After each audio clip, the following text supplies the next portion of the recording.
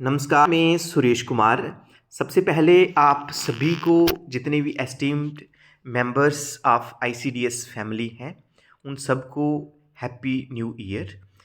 जो 2025 का साल है, भगवान करे कि आप सबके लिए खुशियों भरा हो। और हम जो हमारा पर्पज़ है आईसीडीएस में, हमारा जो पोषण अभियान का पर्पज़ है, जो एम्स हैं, जो ऑब्जेक्टिव्स हैं, उनको हम फुलफ़िल कर सकें।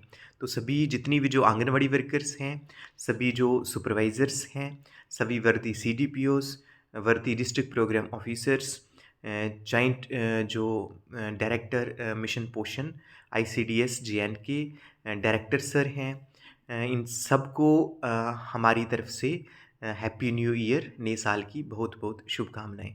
तो इसमें हम एक होप रखेंगे कि जो आंगनवाड़ी वर्कर्स की कुछ एक डिमांड्स हैं वो भी पूरी हो जाएंगी। तो सरकार से भी ये बहुत सारी उम्मीदें हैं कि क्योंकि आंगनवाड़ी वर्कर्स का अभी जो काम है वो बहुत ज़्यादा बढ़ गया है। जो पोषण ट्रैकर आने के बाद जो हर एक पैरामीटर को जो आंगनवाड़ी वर्कर हैं उनको कंप्लीट करने पड़ते हैं और एक एक चीज़ देखनी पड़ती है। तो इससे क्या हुआ है कि उनका जो वर्कलोड है वो बहुत ज़्यादा बढ़ गया है। तो इसीलिए सरकार से भी रिक्वेस्ट है कि उनका जो होनोरेरियम है, जो कि जम्मू कश्मीर में अगर हम दूसरी स्टेट्स के साथ कंपेयर करें तो जम्मू कश्मीर में जो होनोरेरियम है आंगनवाड़ी वर्कर्स का वो कम है। जैसे अगर हम दिल्ली यूटी की में देखें तो वहाँ होनोरेरियम 12,000 से ज़्यादा है। जो स्टेट्स हैं, पंजाब है, हरियाणा है, जहाँ हिमाचल प्रदेश है, जो हमारे पास वाली स्टेट्स हैं, उनमें आंगनवाड़ी वर्कर्स का होनोरेरियम ज़्यादा है। इसीलिए जम्मू कश्मीर सरकार से रिक्वेस्ट है, जो मिनिस्टर मैम से रिक्वेस्ट है कि वो इन चीज़ों को ध्यान में रखते हुए जो जम्मू कश्मीर में जो आंगनवाड़ी वर्कर्स हैं उनका भी होनोरेरियम के बारे में कोई डिसीज़न इस साल लेंगे। तो उसके साथ ही हमारी कुछ एक जो जॉब रिस्पॉन्सिबिलिटीज़ बनती है, जो मिशन पोषण में है, जो आईसीडीएस में है, वो ये है कि जो सरकार का, भारत सरकार का जो ऑब्जेक्टिव है, जो एम है कि हमने जो स्टंटेड बच्चे हैं उनको नॉर्मल में लाना है। जो सीवियरली मालनरिश्ड, सैम और मॉडरेटली मालनरिश्ड बच्चे हैं उनको भी नॉर्मल में लाना है।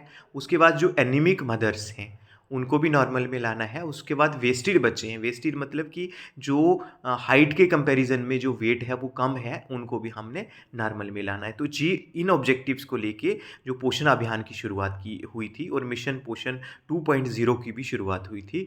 तो हमारा पर्पज़ ही यही है कि हमने जो स्वस्थ भारत जो है वो बनाना है।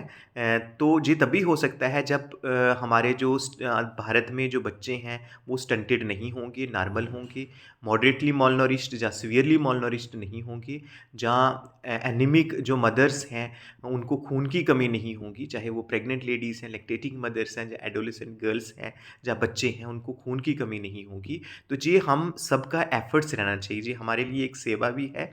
हम सबके एफर्ट्स रहने चाहिए कि कोई भी हमारी लोकेलिटी में, हमारे एरिया में कोई भी बच्चा जो है वो इन कैटेगरीज में नहीं हो, वो नॉर्मल में हो। कोई भी प्रेग्नेंट लेडी या लैक्टेटिंग मदर वो एनीमिक ना हो, वो नॉर्मल में हो। तो इसके लिए हमने होम विजिट्स वगैरह भी करने हैं। उसके साथ जो पोषण भी पढ़ाई भी का जो कार्यक्रम भारत सरकार ने इम्प्लीमेंट किया है, तो इसमें जो ईसीसी, जो नेशनल एजुकेशन पॉलिसी 2020 है, उसमें ज़्यादा फोकस जो किया गया है वो फाउंडेशनल स्टेज पे किया गया है। दैट मीन्स जो 3 से लेके 6 साल तक जो ईसीसी देते हैं उसको जो नेशनल एजुकेशन पॉलिसी 2020 के मुताबिक उसको जो कंपलसरी कर दिया गया है। तो इसमें भी हमारी आंगनवाड़ी वर्कर्स का एज अ टीचर बहुत बड़ा योगदान रहने वाला है, क्योंकि जो हर एक डोमेन की डेवलपमेंट ये तभी हो सकेगी जब हम सभी इसमें एक्टिवली जो है वो पार्टिसिपेट करेंगे। तो अब तो ईसीसी जो है वो पोषण ट्रैकर में भी आ गया है। आप डेली ट्रैकिंग के लास्ट में देखेंगे उसमें ईसीसी है, और उसमें हर एक जो एक्टिविटी है वो दी गई है कि उस डे में जो आंगनवाड़ी वर्कर्स हैं उनको कौन कौन सी एक्टिविटीज़ करनी है। तो उसको भी आप होपफुली होप करते हैं कि आप कंप्लीट करेंगे।